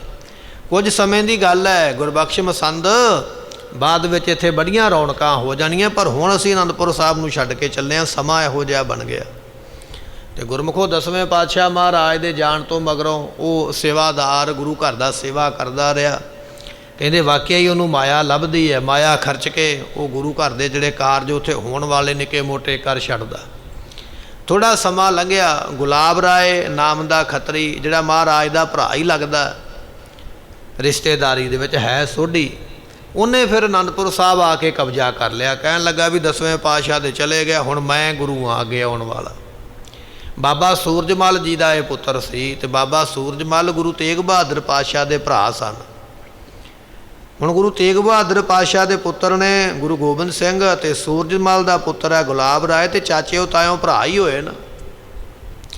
ਉਹਨੇ ਆ ਕੇ ਫਿਰ ਇੱਥੇ ਕਬਜ਼ਾ ਕਰ ਲਿਆ। ਤੇ ਉਹ ਮਸੰਦ ਵਿਚਾਰੇ ਨੂੰ ਧੱਕੇ ਮਾਰ ਕੇ ਉੱਥੋਂ ਕੱਢ ਦਿੱਤਾ। ਬੜਾ ਬੇਇੱਜ਼ਤ ਕਰਕੇ ਉੱਥੋਂ ਕੱਢਿਆ ਵੀ ਜਾ ਭਾਜਾ, ਤੂੰ ਨਹੀਂ ਇੱਥੇ ਰਹਿਣਾ, ਮੇਰਾ ਕਬਜ਼ਾ, ਮੇਰੇ ਭਰਾ ਦਾ ਥਾਂ, ਮੈਂ ਇੱਥੇ ਬੈਠਾਂਗਾ। ਤੋ ਮਸੰਦ ਜਿਹੜਾ ਸੀ ਨਾ, ਉਹ ਬੜਾ ਸੇਵਾਦਾਰ ਨੇਮੀ ਬੰਦਾ ਸੀਗਾ, ਰੱਬ ਨੂੰ ਮਿਲਿਆ ਹੋਇਆ ਭਗਤ ਸੀਗਾ। ਉਹਦੇ ਮੂੰਹੋਂ ਬਚਨ ਨਿਕਲਿਆ, ਕਹਿਣ ਲੱਗਾ ਜਿਵੇਂ ਮੇਰੀ ਨਰਾਦਰੀ ਕੀਤੀ ਹੈ ਨਾ, ਮੈਨੂੰ ਕੱਢਿਆ, ਇਸੇ ਤਰ੍ਹਾਂ ਤੇਰੇ ਨਾਲ ਵੀ ਉਹ ਕੁਝ ਹੀ ਹੋਵੇਗਾ। ਤੇਰੇ ਕੋਲ ਰਵੇਗਾ ਕੁਝ ਨਹੀਂ, ਤੇਰੇ ਕੋਲ ਕੁਝ ਨਹੀਂ ਰਵੇਗਾ, ਔਰ ਤੇਰਾ ਵੀ ਕੁਝ ਨਹੀਂ ਰਹੇਗਾ। ਇਹ ਸਿੱਧਾ ਹੀ ਉਹਨੇ ਕਿਹਾ ਵੀ ਤੇਰਾ ਰਹਿਣਾ ਕੁਝ ਨਹੀਂ। ਗੁਰਮੁਖੋ ਸਾਧੂ ਦੇ ਬਚਨ ਪੂਰੇ ਹੋਏ। ਉਹ ਗੁਲਾਬ ਰਾਏ ਦੀ ਅੱਗੇ ਔਲਾਦ ਜਿਹੜੀ ਹੋਈ, ਬੱਚੇ ਹੋ ਤਾਂ ਗਏ, ਪਰ ਉਹ ਸਾਰੇ ਖਤਮ ਹੀ ਹੋ ਗਏ। ਅੱਗੇ ਰਿਹਾ ਕੋਈ ਨਹੀਂ, ਉਹਦਾ ਨਾਮੋ ਨਿਸ਼ਾਨ ਹੀ ਖਤਮ ਹੋ ਗਿਆ। ਇਤਿਹਾਸ ਆਪਾਂ ਅੱਗੇ ਸਰਵਣ ਕਰਾਂਗੇ, ਪਰ ਇੱਥੇ ਬਚਨ ਆ ਗਿਆ ਵੀ ਜੇ ਮਹਾਰਾਜ ਨੇ ਪਟਨਾ ਸਾਹਿਬ ਨੂੰ ਛੱਡਿਆ ਤੇ ਸੰਗਤ ਨੂੰ ਕਹਿੰਦੇ ਸੇਵਾ ਕਰਿਓ ਸਾਡੇ ਸਥਾਨ ਦੀ, ਇੱਥੇ ਰਹਿ ਕੇ ਅਰਦਾਸ ਬੇਨਤੀ ਕਰਿਓ, ਤੁਹਾਡੇ ਮਨ ਦੀਆਂ ਫਰਿਆਦਾਂ ਪੂਰੀਆਂ ਹੋਣਗੀਆਂ। ਜੇ ਆਨੰਦਪੁਰ ਸਾਹਿਬ ਛੱਡਿਆ ਤੇ ਤਾਂ ਵੀ ਆਖਦੇ ਇਸ ਸਥਾਨ ਦੀ ਸੇਵਾ ਕਰਿਓ, ਖਾਲਸੇ ਦਾ ਜਨਮ ਹੋਇਆ। ਤੇ ਸਾਧੂ ਨੂੰ ਕਹਿਣ ਲੱਗੇ ਤੇਰੇ ਮਨ ਦੀਆਂ ਮੁਰਾਦਾਂ ਪੂਰੀਆਂ ਹੋਣਗੀਆਂ, ਤੈਨੂੰ ਖਰਚੇ ਵਰਚੇ ਵੀ ਸਾਰੇ ਇੱਥੋਂ ਮਿਲਣਗੇ, ਮਾਇਆ ਵੀ ਇੱਥੋਂ ਲੱਭਿਆ ਕਰੇਗੀ। ਐਸੇ ਨੇ ਮਹਾਰਾਜ, ਜਿੱਥੋਂ ਤੁਰਨ ਲੱਗਦੇ ਨੇ ਉੱਥੇ ਰੌਣਕਾਂ ਲਾ ਕੇ, ਬਚਨ ਕਰਕੇ, ਬਖਸ਼ਿਸ਼ਾਂ ਕਰਕੇ ਮਹਾਰਾਜ ਉੱਥੋਂ ਤੁਰਦੇ ਅੱਗੇ ਜਾਂਦੇ। ਇਹ ਆਪਾਂ ਸਾਖੀ ਤਾਂ ਸਰਵਣ ਕੀਤੀ ਹੈ ਵੀ ਪਟਨਾ ਸਾਹਿਬ ਵੀ ਛੱਡਿਆ, ਆਨੰਦਪੁਰ ਸਾਹਿਬ ਵੀ ਛੱਡਿਆ ਦਸਵੇਂ ਪਾਤਸ਼ਾਹ ਨੇ। ਪਟਨਾ ਸਾਹਿਬ ਤੇ ਆਪਣੀ ਮਰਜ਼ੀ ਨਾਲ ਛੱਡਿਆ, ਤੇ ਆਨੰਦਪੁਰ ਸਾਹਿਬ ਵੀ ਵੈਸੇ ਛੱਡਿਆ ਤੇ ਆਪਣੀ ਮਰਜ਼ੀ ਨਾਲ ਹੀ ਹੈ, ਪਰ ਵਿਧੀ ਉਹਨਾਂ ਨੇ ਥੋੜ੍ਹੀ ਹੋਰ ਬਣਾ ਦਿੱਤੀ, ਵਿਧ ਥੋੜ੍ਹੀ ਹੋਰ ਬਣਾ ਦਿੱਤੀ। ਸਮੇਂ ਦੀ ਸਰਕਾਰ ਦਾ ਬਹਾਨਾ ਬਣ ਗਿਆ, ਪਰ ਮਹਾਰਾਜ ਛੱਡਣ ਵਾਲੇ ਤੇ ਆਪ ਹੀ ਨੇ, ਸਭ ਕੁਝ ਆਪ ਹੀ ਕਰਨ ਵਾਲੇ ਨੇ। ਸੋ ਇਹ ਤਾਂ ਆਪਾਂ ਸਾਖੀ ਇੱਥੇ ਸੁਣੀ ਹੈ ਵੀ ਇਸ ਤਰ੍ਹਾਂ ਮਹਾਰਾਜ ਜਦੋਂ ਸਥਾਨ ਨੂੰ ਤਾਈਦੇ ਨੇ ਤੇ ਇਹਨਾਂ ਵੱਡਿਆਂ ਸਥਾਨਾਂ ਦੀ ਸੇਵਾ ਸੰਗਤ ਨੂੰ ਸੌਂਪ ਕੇ ਮਹਾਰਾਜ ਫਿਰ ਅੱਗੇ ਤੁਰੇ ਹਨ। ਸ਼ਰਧਾ ਸਹਿਤ ਕਾਮਨਾ ਪਾਹੋ। ਮਹਾਰਾਜ ਕਹਿੰਦੇ ਜਿਹੜਾ ਸਾਡੇ ਇਸ ਸਥਾਨ ਦੇ ਦਰਸ਼ਨ ਕਰੇਗਾ ਨਾ ਸ਼ਰਧਾ ਦੇ ਨਾਲ ਉਹਦੇ ਮਨ ਦੀਆਂ ਕਾਮਨਾਵਾਂ ਪੂਰੀਆਂ ਹੋਣਗੀਆਂ। ਹੋਏ ਵਿਸਾਲ ਪ੍ਰੇਮੀ ਸਿੱਖ ਜੋ ਇੱਥੇ ਜਿਹੜੇ ਸਾਡੇ ਪ੍ਰੇਮੀ ਸਿੱਖ ਹੋਣਗੇ ਉਸ ਵੇਲੇ ਆਨ ਆਨੰਦਪੁਰ ਦਰਸੈ ਸੋਏ। ਜਿਹੜੇ ਬਹੁਤੇ ਪ੍ਰੇਮੀ ਹੋਣਗੇ ਨਾ ਪਟਨੇ ਤੋਂ ਆਨੰਦਪੁਰ ਦੂਰ ਕੋਈ ਨਹੀਂ, ਅਸੀਂ ਵੀ ਤੇ ਚੱਲੇ ਹੀ ਆ ਨਾ 6-7 ਸਾਲ ਦੀ ਉਮਰ ਵਿੱਚ। ਜੇ ਅਸੀਂ ਇੱਥੋਂ ਉੱਥੇ ਜਾ ਸਕਦੇ ਹਾਂ ਤੇ ਤੁਸੀਂ ਤੇ ਸਾਡੇ ਨਾਲੋਂ ਵੱਡੀ ਉਮਰ ਦੇ ਸਿਆਣੇ ਹੋ, ਚੰਗੇ ਭਲੇ ਹੋ, ਤੁਸੀਂ ਵੀ ਤੇ ਆ ਹੀ ਸਕਦੇ ਹੋ। ਜਿਹੜੇ ਸਾਡੇ ਪ੍ਰੇਮੀ ਹੋਣਗੇ ਸਾਨੂੰ ਆਨੰਦਪੁਰ ਸਾਹਿਬ ਆ ਕੇ ਮਿਲ ਲੈਣਗੇ। ਇਤਿਆਦਕ ਕਹਿ ਦੈ ਦੈ ਇਹ ਕਈ ਧੀਰ ਬਚਨ ਕਰਕੇ ਮਹਾਰਾਜ ਨੇ ਧੀਰ ਦਿੱਤੀ ਹੈ। ਚੌਂਦਿਸ਼ ਮੈਂ ਸੰਗਤ ਕੀ ਭੀੜ 4 ਸਫੇਰੇ ਬੇਅੰਤ ਸੰਗਤਾਂ ਦੀ ਭੀੜ ਹੈ। ਚੜੇ ਪਾਲਕੀ ਮੈਂ ਔਰ ਤਤਕਾਲ। ਮਹਾਰਾਜ ਚੱਲ ਪਏ ਭਾਈ ਇੱਥੋਂ ਪਟਨਾ ਸਾਹਿਬ ਤੋਂ ਪਾਲਕੀ ਦੇ ਵਿੱਚ ਬੈਠੇ ਤੇ ਪਾਲਕੀ ਕੁਹਾਰਾ ਨੇ ਆਪਣੇ ਮੋਢੇ ਤੇ ਚੁੱਕੀ ਹੈ। ਗਮਨੋ ਸਭ ਸੋ ਕਹਿਓ ਕਿਰਪਾ। ਨਾਲ ਹੀ ਮਹਾਰਾਜ ਨੇ ਆਖਿਆ ਭਾਈ ਸੰਗਤ ਹੁਣ ਸਾਡੇ ਨਾਲ ਨਾ ਆਵੇ, ਪਟਨੇ ਦੀ ਸੰਗਤ ਇੱਥੋਂ ਪਿੱਛੇ ਮੁੜ ਜਾਵੇ। ਅਸੀਂ ਅੱਗੇ ਜਾਣਾ, ਪੰਜਾਬ ਦੇਸ਼ ਨੂੰ ਲੰਮਾ ਪੈਂਦਾ, ਹੁਣ ਤੁਹਾਡੇ ਨਾਲ ਆਉਣ ਦੀ ਲੋੜ ਨਹੀਂ। ਆਪ 10ਵੇਂ ਪਾਤਸ਼ਾਹ ਗੋਬਿੰਦ ਰਾਏ ਜੀ ਬੈਠ ਗਏ ਪਾਲਕੀ ਦੇ ਵਿੱਚ। ਸੰਗਤ ਨੂੰ ਕਿਹਾ ਵੀ ਭਾਈ ਹੁਣ ਤੁਸੀਂ ਆਪੋ ਆਪਣੇ ਘਰਾਂ ਨੂੰ ਚੱਲਣਾ ਕਰੋ। ਪਰੇ ਪੰਥ ਸੰਯੰਦਨ ਸਤਿਗੁਰੂ ਪਾਤਸ਼ਾਹ ਦੀ ਪਾਲਕੀ ਚੱਲਦੀ ਪਈ ਹੈ, ਮਾਤਾ ਜੀ ਬੈਠੇ ਨੇ ਰਥ ਤੇ, ਰਥ ਚੱਲਦੇ ਪਏ ਹਨ। ਇੱਕ ਚੱਲੇ ਆਵਤ ਗੁਰ ਔਰੇ। ਇੱਕ ਗੁਰੂ ਪਾਤਸ਼ਾਹ ਮਹਾਰਾਜ ਜੀ ਦੇ ਵੱਲ ਚੱਲੇ ਆਉਂਦੇ ਹਨ। ਇੱਕ ਕਰ ਬੰਧਨ ਸੰਗਤਾਂ ਹਾਲੇ ਵੀ ਮਹਾਰਾਜ ਪਾਲਕੀ ਜੀ ਤੁਰੇ ਜਾਂਦੇ, ਲੋਕ ਪਾਲਕੀ ਦੇ ਮਗਰ ਭੱਜੇ ਜਾਂਦੇ। ਕੋਈ ਮੱਥਾ ਟੇਕਦਾ ਪਿਆ, ਕੋਈ ਮੱਥਾ ਟੇਕ ਕੇ ਵਾਪਸ ਆਪਣੇ ਘਰ ਨੂੰ ਜਾਂਦਾ ਹੈ। ਜਸ ਉਚਰਤ ਚਿਤਵਤ ਘਰ ਇਸ ਬਰੇ। ਤਰ੍ਹਾਂ ਸੰਗਤਾਂ ਜਸ ਕਰਦੀਆਂ, ਵਡਿਆਈ ਕਰਦੀਆਂ, ਆਪੋ ਆਪਣੇ ਘਰਾਂ ਨੂੰ ਜਾ ਰਹੀਆਂ।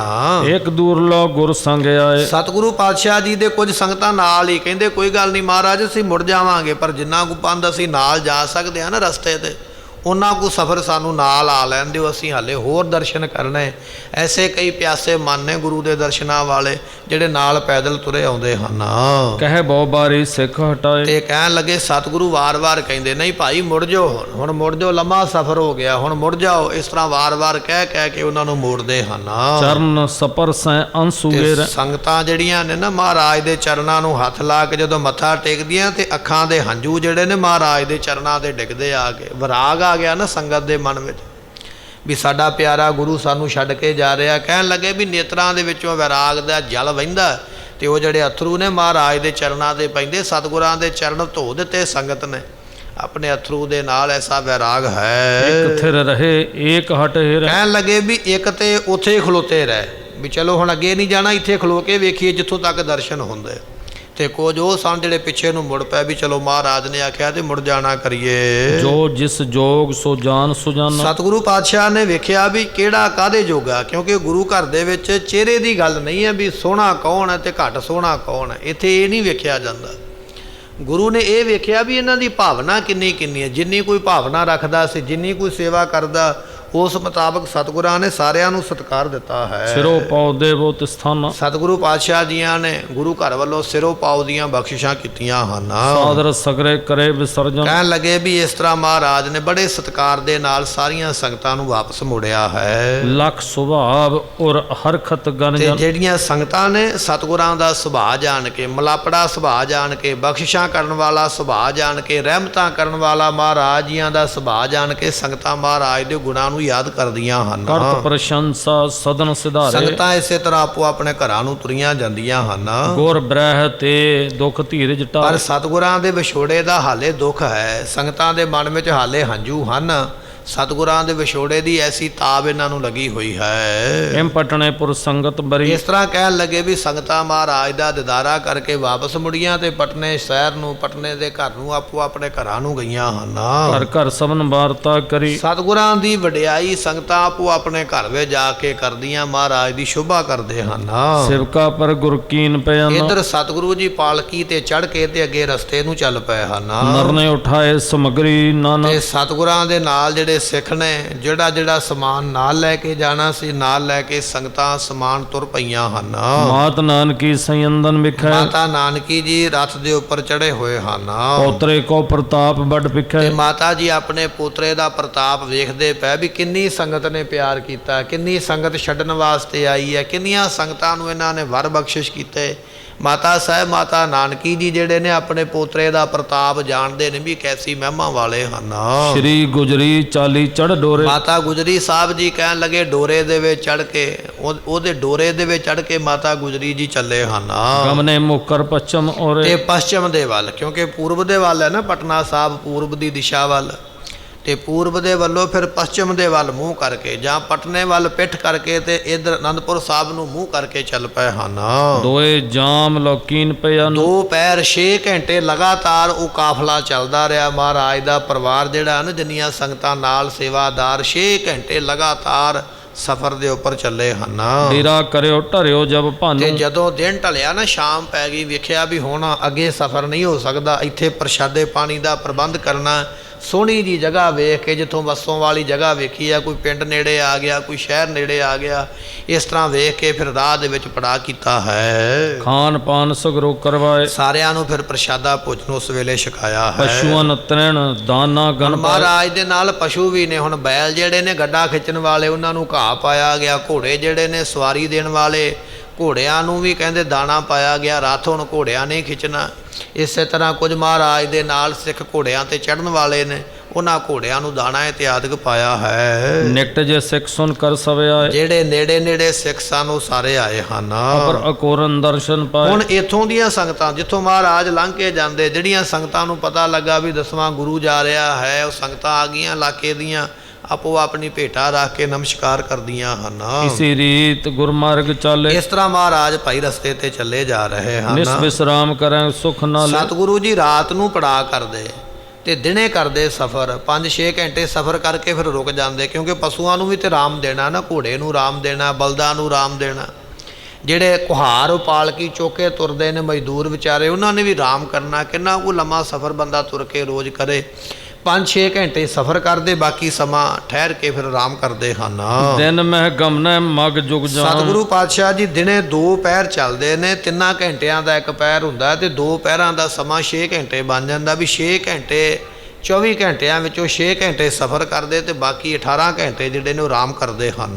ਨਿਜ ਸਿੱਖ ਧਾਮ ਨਗਰ ਕੈ ਗ੍ਰਾਮ। ਸਤਿਗੁਰੂ ਪਾਤਸ਼ਾਹ ਮਹਾਰਾਜ ਜੀ ਆਪਣੇ ਸਿੱਖਾਂ ਦੇ ਜਾਂ ਇਸੇ ਤਰ੍ਹਾਂ ਪਿੰਡਾਂ ਸ਼ਹਿਰਾਂ ਦੇ ਜਿਹੜੇ ਸਿੱਖ ਹਨ, ਤਹਤੇ ਸੁਨਤ ਮਿਲੈ ਮੁੱਦ ਪਾਏ। ਜਿਹਨੂੰ ਪਤਾ ਲੱਗਦਾ ਨਹੀਂ ਮਹਾਰਾਜ ਆ ਰਹੇ ਨੇ, ਗੁਰੂ ਤੇਗ ਬਹਾਦਰ ਪਾਤਸ਼ਾਹ ਦੇ ਪੁੱਤਰ ਜਾ ਰਹੇ ਨੇ, ਇਲਾਕੇ ਵਿੱਚੋਂ ਜਿੱਥੋਂ ਵੀ ਲੰਘਦੇ, ਜਿਹਨੂੰ ਪਤਾ ਲੱਗਦਾ ਉਹ ਦਰਸ਼ਨ ਕਰਨ ਵਾਸਤੇ ਆਉਂਦਾ ਹੈ। ਲਖੈ ਭਾਗ ਬੜ ਪ੍ਰਭ ਢਿਗਿਆ। ਆਪੋ ਆਪਣੇ ਵੱਡੇ ਭਾਗ ਜਾਣ ਕੇ ਵੀ ਸਾਡੇ ਕੋਲ ਪਰਮੇਸ਼ਰ ਹੀ ਆ ਗਿਆ, ਸੰਗਤਾਂ ਦਰਸ਼ਨ ਕਰਦੀਆਂ ਹਨ। ਜਥਾ ਸ਼ਕਤ ਸਭ ਸੇਵਾ ਕਰਨ। ਸਤਿਗੁਰੂ ਜੀ ਦੀ ਸੇਵਾ ਹੁਣ ਜਿੰਨੀ ਕਿਸੇ ਕੋਲ ਪੂੰਜੀ ਹੋਵੇਗੀ, ਜਿੰਨੀ ਕਿਸੇ ਕੋਲ ਮਾਇਆ, ਉਸ ਮੁਤਾਬਕ ਸਾਰੇ ਹੀ ਵੱਧ ਤੋਂ ਵੱਧ ਜ਼ੋਰ ਲਾ ਕੇ ਸੇਵਾ ਕਰਦੇ ਹਨ। ਕਰ ਜੋਰੈ ਪਦ ਪਰ ਸਿਰ ਧਰੈ। ਸਤਿਗੁਰਾਂ ਦੇ ਚਰਨਾਂ ਤੇ ਸਿਰ ਝੁਕਾ ਕੇ ਹੱਥ ਜੋੜ ਕੇ ਨਮਸਕਾਰਾਂ ਕਰਦੇ ਹਨ। ਦਿਨ ਪ੍ਰਤ ਕਰੈ ਕੂਚ ਮਗ ਚੱਲ। ਮਹਾਰਾਜ ਭਾਈ ਰੋਜ਼ ਹੀ ਚੱਲੇ ਆਉਂਦੇ। ਹੁਣ ਤੁਹਾਨੂੰ ਰੋਜ਼ ਦੀ ਗੱਲ ਕੀ ਦਸੀਏ।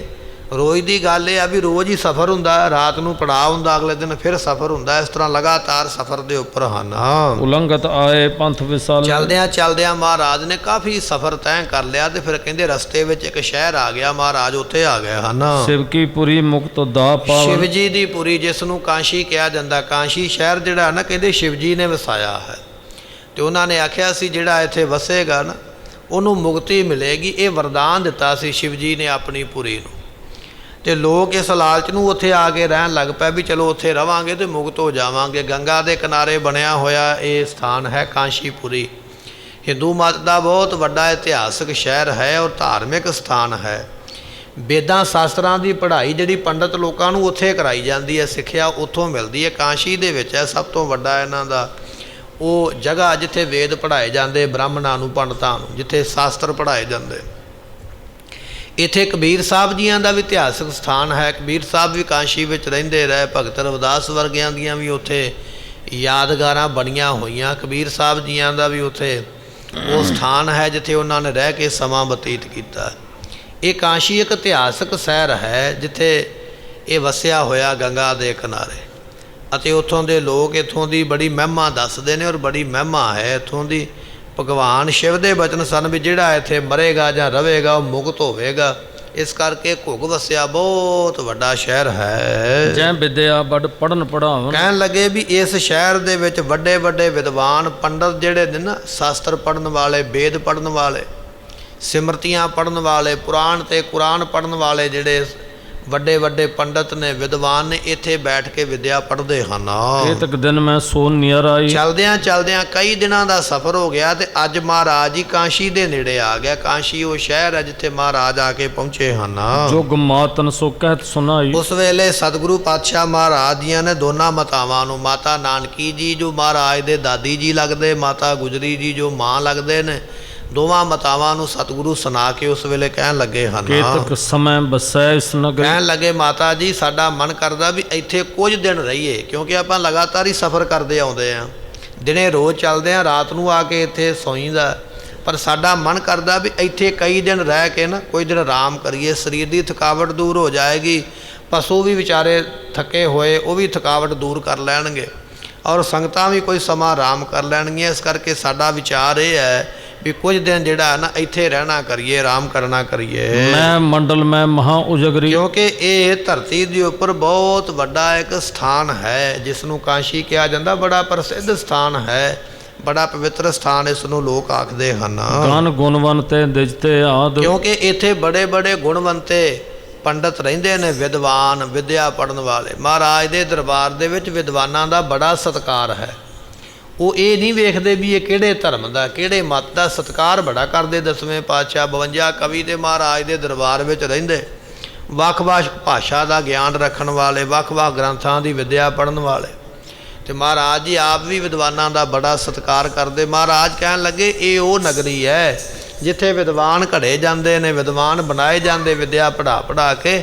ਇਹ ਬੜਾ ਪਵਿੱਤਰ ਸਥਾਨ ਹੈ, ਆਪਾਂ ਕੁਝ ਦਿਨ ਇੱਥੇ ਰਹਿਣਾ ਕਰੀਏ। ਮਾਨ ਬਰਹਿ ਧਰੈ ਅਹਿਲਾਦ। ਤੇ ਕਹਿਣ ਲੱਗੇ ਵੀ ਇੱਥੇ ਕੁਝ ਸਮਾਂ ਰਵਾਂਗੇ ਤੇ ਸਾਰੇ ਆਪਾਂ ਨਾਲੇ ਖੁਸ਼ ਹੋ ਜਾਵਾਂਗੇ ਸਥਾਨ ਦੇ ਦਰਸ਼ਨ ਕਰਕੇ, ਨਾਲੇ ਕੁਝ ਸਮਾਂ ਆਰਾਮ ਕਰਾਂਗੇ। ਸੁਨਤ ਨਾਨਕੀ ਪੋਤਰੇ ਬਾਣੀ। ਜਦੋਂ ਮਾਤਾ ਨਾਨਕੀ ਜੀਆਂ ਨੇ ਸੁਣੇ ਨਾ ਬਚਨ ਆਪਣੇ ਪੋਤਰੇ ਦੇ, ਸਾਹਿਬ ਗੋਬਿੰਦ ਰਾਏ ਸਾਹਿਬ ਜੀ ਦੇ ਬਚਨ ਸੁਣੇ ਹਨ, ਹਰ ਖਤ ਹੈ ਕਰ ਨਿਕਟ ਬਖਾਨੀ। ਉਸ ਵੇਲੇ ਖੁਸ਼ ਹੋ ਕੇ ਤੇ ਮਾਤਾ ਨਾਨਕੀ ਜੀ ਕੋਲ ਆ ਕੇ ਆਪਣੇ ਪੋਤਰੇ ਨੂੰ ਕਹਿਣ ਲੱਗੇ ਹਨ, ਪਿਤਾ ਤੁਮਾਰੇ ਗਮਨ ਤੇ ਆਏ। ਕਹਿਣ ਲੱਗੇ ਪੁੱਤਰ ਜੀ ਤੁਸੀਂ ਆਖਦੇ ਹੋ ਕਾਸ਼ੀ ਵਿੱਚ ਰਹਿਣਾ, ਇਹ ਉਹ ਸਥਾਨ ਹੈ ਜਦੋਂ ਅਸੀਂ ਪੰਜਾਬ ਤੋਂ ਚੱਲੇ ਸੀ ਉਦੋਂ ਤੁਹਾਡੇ ਪਿਤਾ ਜੀ ਵੀ ਇੱਥੇ ਆ ਕੇ ਰਹੇ ਸੀ। ਕਾਸ਼ੀ ਦੇ ਵਿੱਚ ਗੁਰੂ ਨਾਨਕ ਸਾਹਿਬ ਪਾਤਸ਼ਾਹ ਨੇ ਵੀ ਚਰਨ ਪਾਏ ਨੇ, ਗੁਰੂ ਤੇਗ ਬਹਾਦਰ ਪਾਤਸ਼ਾਹ ਨੇ ਚਰਨ ਪਾਏ, ਹੋਰ ਹੁਣ ਸਾਹਿਬ ਗੁਰੂ ਗੋਬਿੰਦ ਸਿੰਘ ਪਾਤਸ਼ਾਹ ਚਰਨ ਪਾਉਣ ਵਾਸਤੇ ਆ ਗਏ। ਹੁਣ ਮਾਤਾ ਜੀ ਦੱਸਦੇ ਪਏ, ਕਹਿਣ ਲੱਗੇ ਪੁੱਤਰ ਜੀ ਜਦੋਂ ਅਸੀਂ ਪੰਜਾਬ ਤੋਂ ਚੱਲੇ ਸੀ ਨਾ ਪਟਨੇ ਨੂੰ ਆਉਣ ਵੇਲੇ, ਉਦੋਂ ਤੁਹਾਡੇ ਪਿਤਾ ਤੇਗ ਬਹਾਦਰ ਜੀ ਇੱਥੇ ਆਏ ਸਨ, ਉਹਨਾਂ ਨੇ ਵੀ ਇੱਥੇ ਹੀ ਪੜਾਅ ਕੀਤਾ। ਹੁਣ ਤੁਸੀਂ ਵੀ ਇਹ ਗੱਲ ਕਹੀ ਹੈ ਵੀ ਇੱਥੇ ਪੜਾਅ ਕਰੀਏ। ਇਹ ਗੱਲ ਸੁਣ ਕੇ ਹਮ ਸਭ ਸੰਗ ਤਬੈ ਦਰਸਾਏ। ਅਸੀਂ ਉਦੋਂ ਦਰਸ਼ਨ ਕਰ ਲਏ ਨੇ ਤੁਹਾਡੇ ਪਿਤਾ ਜੀ ਦੇ ਨਾਲ, ਗੁਰੂ ਤੇਗ ਬਹਾਦਰ। ਉਦੋਂ ਮਹਾਰਾਜ ਦਾ ਜਨਮ ਨਹੀਂ ਸੀ ਨਾ ਹੋਇਆ 10ਵੇਂ ਪਾਤਸ਼ਾਹ ਦਾ, ਤੇ ਮਾਤਾ ਜੀ ਤਾਂ ਦੱਸਦੇ ਪਏ ਵੀ ਤੁਹਾਨੂੰ ਤੇ ਪਤਾ ਨਹੀਂ, ਪਰ ਅਸੀਂ ਤੁਹਾਡੇ ਜਨਮ ਤੋਂ ਪਹਿਲਾਂ ਇੱਥੇ ਰਹਿ ਕੇ ਗਏ ਹਾਂ, ਇੱਥੋਂ ਦੇ ਦਰਸ਼ਨ ਕੀਤੇ ਹਨ। ਪ੍ਰੀਤਵਾਨ ਸੰਗਤ ਇੱਥੋਂ ਬਵਾਈ। ਦੀਆਂ ਸੰਗਤਾਂ ਬੜਾ ਪ੍ਰੇਮ ਕਰਦੀਆਂ ਗੁਰੂ ਘਰ ਦੇ ਨਾਲ, ਕਰਿਓ ਕੀਰਤਨ ਔਰ ਹਰਖਾਈ। ਤੇ ਇੱਥੇ ਸੰਗਤਾਂ ਜਿਹੜੀਆਂ ਨੇ ਉਹ ਗੁਰੂ ਘਰ ਦੀ ਵਡਿਆਈ ਕਰਦੀਆਂ ਉਸ ਵੇਲੇ ਬੜੇ ਖੁਸ਼ ਹੋ ਕੇ। ਹਾਥ ਜੋਰ ਰੱਖੇ ਦਿਨ ਕੇ ਤੇ ਇੱਥੇ ਹੱਥ ਜੋੜ ਕੇ ਸੰਗਤਾਂ ਨੇ ਗੁਰੂ ਪਾਤਸ਼ਾਹ ਗੁਰੂ ਤੇਗ ਬਹਾਦਰ ਮਹਾਰਾਜ ਜੀਆਂ ਨੂੰ ਕਈ ਦਿਨ ਰੱਖਿਆ ਹੈ। ਦਿਨ ਪ੍ਰਾਤ ਦਰਸਤ ਬਹੁ ਸੁਖ ਤੇ ਲੈਤੇ। ਦਿਨ ਪ੍ਰਤ ਦਿਨ ਰੋਜ਼ ਸੰਗਤਾਂ ਸਤਿਗੁਰਾਂ ਦੇ ਦਰਸ਼ਨ ਕਰਦੀਆਂ ਔਰ ਸੁਖ ਪ੍ਰਾਪਤ ਕਰਦੀਆਂ ਹਨ। ਹਰ ਤੁਮਕੋ ਮਿਲ ਹੈ ਸਭ ਆਏ। ਹੁਣ ਤੁਸੀਂ ਇਹ ਗੱਲ ਕੀਤੀ ਹੈ ਵੀ ਆਪਾਂ ਕਾਸ਼ੀ ਵਿੱਚ ਰਹੀਏ, ਚਲੋ ਕੋਈ ਗੱਲ ਨਹੀਂ, ਆਪਾਂ ਰਹਿ ਪੈਂਦੇ ਆ। ਸੰਗਤਾਂ ਨੇ 9ਵੇਂ ਗੁਰੂ ਦੇ ਦਰਸ਼ਨ ਕੀਤੇ ਨੇ, ਅੱਜ ਬਹਾਨੇ ਦੇ ਨਾਲ ਸੰਗਤਾਂ ਨੂੰ 10ਵੇਂ ਗੁਰੂ ਦੇ ਦਰਸ਼ਨ ਹੋ ਜਾਣਗੇ, ਸੰਗਤਾਂ ਤੁਹਾਨੂੰ ਮਿਲ ਲੈਣਗੀਆਂ, ਤੁਹਾਡੇ ਦਰਸ਼ਨ ਕਰ ਲੈਣਗੀਆਂ। ਇਸ ਤਰ੍ਹਾਂ ਮਾਤਾ ਸਾਹਿਬ ਮਾਤਾ ਨਾਨਕੀ ਜੀ ਕਹਿ ਕੇ ਤੇ ਰਜਾਮੰਦੀ ਦਿੱਤੀ ਹੈ ਵੀ ਠੀਕ ਹੈ ਜੇ ਤੁਸੀਂ ਆਖਦੇ ਹੋ ਤਾਂ ਆਪਾਂ ਇੱਥੇ ਰਹਿ ਪੈਂਦੇ ਹਾਂ। ਰਹੋ ਆਪ ਜੈਸੇ ਮਨ ਭਾਏ। ਮਹਾਰਾਜ ਜਿਵੇਂ ਤੁਹਾਨੂੰ ਚੰਗਾ ਲੱਗਦਾ, ਜਿਵੇਂ ਤੁਹਾਡੇ ਮਨ ਦੀ ਮੌਜ ਆਪਾਂ ਰਹਿੰਦੇ ਹਾਂ। ਇਮ ਬੋਲਤ ਬਿਕਸਤ ਬਹੁ ਭਾਂਤੀ। ਇਸ ਤਰ੍ਹਾਂ ਮਾਤਾ ਜੀ ਕਹਿ ਕੇ ਬੜੇ ਖੁਸ਼ ਹੋਏ ਔਰ ਸਤਿਗੁਰੂ ਸੁਣ ਕੇ ਆਪਣੀ ਦਾਦੀ ਦੇ ਬਚਨ ਬੜੇ ਪ੍ਰਸੰਨ ਹੋਏ ਹਨ।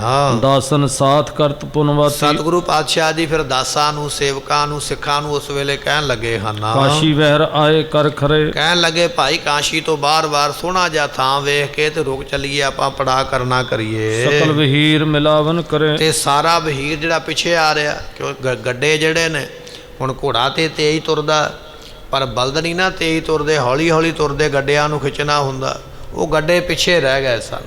ਸੰਗਤਾਂ ਕਹਿਣ ਲੱਗ ਪਈਆਂ ਮਹਾਰਾਜ ਚੰਗੀ ਗੱਲ ਹੈ ਕਿ ਇੱਥੇ ਆਪਾਂ ਰਹਿ ਕੇ ਨਾਲੇ ਤੇ ਥਕਾਵਟ ਦੂਰ ਹੋਵੇਗੀ, ਨਾਲੇ ਜਿਹੜੇ ਪਿੱਛੇ ਰਹਿ ਗਏ ਨੇ ਉਹ ਵੀ ਆਪਣੇ ਨਾਲ ਮਿਲ ਜਾਣਗੇ। ਇਸ ਤਰ੍ਹਾਂ ਮਹਾਰਾਜ ਜੀਆਂ ਨੂੰ ਕਹਿੰਦੇ ਹਨ। ਸੰਗਤ ਵਿਖੇ ਜਾਏ ਸੁਧ ਹੋਈ। ਕਹਿਣ ਲੱਗੇ ਵੀ ਇਸ ਤਰ੍ਹਾਂ ਮਹਾਰਾਜ ਨੇ ਇਹ ਹੁਕਮ ਕੀਤਾ। ਇੱਥੇ ਕਿੰਨੇ ਕੁ ਦਿਨ ਮਹਾਰਾਜ ਰਹਿੰਦੇ ਨੇ, ਕਿਹੜੇ ਕਿਹੜੇ ਕੌਤਕ ਕਰਦੇ ਨੇ, ਉਹ ਆਪਾਂ ਸਰਵਣ ਕਰਾਂਗੇ। ਅੱਜ ਆਪਾਂ ਨੂੰ ਹੋਲੇ ਮਹੱਲੇ ਦਾ ਦਿਹਾੜਾ ਜਿਹੜਾ ਹੈ ਨਾ ਉਹ ਪ੍ਰਾਪਤ ਹੋ ਰਿਹਾ। ਸਾਹਿਬ ਸਤਿਗੁਰਾਂ ਨੇ ਅਨੰਦਪੁਰ ਸਾਹਿਬ ਦੀ ਧਰਤੀ 'ਤੇ ਕਿਰਪਾ ਕੀਤੀ ਹੈ। ਇਸ ਤੋਂ ਪਹਿਲਾਂ ਹੋਲੀਆਂ ਮਨਾਈਆਂ ਜਾਂਦੀਆਂ ਸਨ। ਹੋਲਕਾ ਜਿਹੜੀ ਹੋਈ ਹੈ ਨਾ, ਸੋ ਕਹਿਣ ਲੱਗੇ ਪਿਛਲੇ ਸਮੇਂ ਦੇ ਵਿੱਚ, ਪਿਛਲੇ ਯੁੱਗ ਦੇ ਵਿੱਚ ਜਿਹੜਾ ਹਰਨਾਕਸ਼ ਹੈ ਉਹਦੀ ਭੈਣ ਦਾ ਨਾਮ ਹੈ ਕਹਿੰਦੇ ਹੋਲਕਾ, ਅਤੇ ਉਸ ਨੂੰ ਸੜਿਆਂ ਸਮਾਪਤ ਹੋਇਆ। ਉਹ ਭਗਤ ਪ੍ਰਹਿਲਾਦ ਜੀਆਂ ਨੂੰ ਮਰਵਾਉਣਾ ਚਾਹੁੰਦੀ ਸੀ ਆਪਣੇ ਭਰਾ ਦੇ ਆਖੇ ਲੱਗ ਕੇ। ਬੜਾ ਵੱਡਾ ਇਹ ਪ੍ਰਸੰਗ ਇਤਿਹਾਸ ਹੈ। ਅਤੇ ਕਹਿਣ ਲੱਗੇ ਉਹ ਮਰੀ ਹੋਲਕਾ ਤੋਂ ਹੋਲੀ ਬਣ ਗਈ। ਇਹ 9 ਹੋਲੀਆਂ ਜਿਹੜੀਆਂ ਨੇ ਹਿੰਦੂ ਮਤ ਦੇ ਗ੍ਰੰਥਾਂ ਦੇ ਵਿੱਚ ਜਾਂ ਉਹਨਾਂ ਦੇ ਧਰਮ ਦੇ ਵਿੱਚ ਮਨਾਈਆਂ ਜਾਂਦੀਆਂ। 10ਵੇਂ ਪਾਤਸ਼ਾਹ ਮਹਾਰਾਜ ਜੀਆਂ ਨੂੰ ਸੰਗਤਾਂ ਸਿੱਖਾਂ ਨੇ ਆਖਿਆ, ਮਹਾਰਾਜ ਦੁਨੀਆ ਦੇ ਲੋਕ ਹੋਲੀ ਮਨਾਉਂਦੇ, ਆਪਾਂ ਨੂੰ ਕੀ ਕਰਨਾ ਚਾਹੀਦਾ? ਅਤੇ ਪਾਤਸ਼ਾਹ ਕਹਿਣ ਲੱਗੇ ਦੁਨੀਆ ਦੀ ਹੋਲੀ ਤੇ ਸਾਡਾ ਹੋਲਾ ਹੋਵੇਗਾ, ਅਸੀਂ ਹੋਲਾ ਮਹੱਲਾ ਮਨਾਇਆ ਕਰਾਂਗੇ। ਉਸ ਵੇਲੇ 10ਵੇਂ ਪਾਤਸ਼ਾਹ ਮਹਾਰਾਜ ਜੀਆਂ ਨੇ ਫੌਜਾਂ ਦੇ 2 ਹਿੱਸੇ ਕੀਤੇ, ਇੱਕ ਹਿੱਸਾ ਇੱਕ ਪਾਸੇ, ਦੂਜਾ ਹਿੱਸਾ ਦੂਜੇ ਪਾਸੇ। ਅਤੇ ਮਹਾਰਾਜ ਫਿਰ ਕਹਿਣ ਲੱਗੇ ਵੀ ਇਸ ਦਿਨ ਨੂੰ ਤੁਸੀਂ ਆਪਸ ਵਿੱਚ ਜੰਗ ਕਰਕੇ ਤੇ ਸਾਨੂੰ ਕੌਤਕ ਵਿਖਾਉਣੇ ਨੇ ਵੀ ਕਿਹੜਾ ਸੂਰਮਾ ਕਿੰਨਾ ਕੁ ਲੜ ਸਕਦਾ ਹੈ। ਜਿਹੜਾ ਜੰਗ ਦੇ ਵਿੱਚ ਫੁਰਤੀ ਵਿਖਾਉਂਦਾ, ਸ਼ਸਤਰ ਵਿੱਦਿਆ ਦਾ ਜ਼ਿਆਦਾ ਅਭਿਆਸ ਵਿਖਾਉਂਦਾ, ਮਹਾਰਾਜ ਉਹ 'ਤੇ ਖੁਸ਼ ਹੁੰਦੇ, ਉਹਨੂੰ ਮਹਾਰਾਜ ਵਰ ਵੀ ਦਿੰਦੇ ਔਰ ਇਨਾਮ ਵੀ ਦਿੰਦੇ ਆਪਣੇ ਕੋਲੋਂ ਵੀ ਇਸ ਨੇ ਚੰਗੀ ਮਿਹਨਤ ਕੀਤੀ ਹੈ।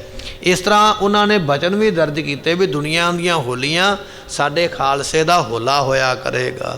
ਅਤੇ ਫੌਜਾਂ ਨੂੰ 2 ਹਿੱਸਿਆਂ ਵਿੱਚ ਵੰਡ ਕੇ ਉਹਨਾਂ ਨੂੰ ਜੰਗ ਕਰਨ ਦੀ ਨੀਤੀ ਦੱਸਦੇ ਅਤੇ ਕਿਵੇਂ ਜੰਗ ਕਰਨਾ, ਜਿਹੜਾ ਚੰਗਾ ਕਰਦਾ ਇਨਾਮ ਵੀ ਦਿੰਦੇ।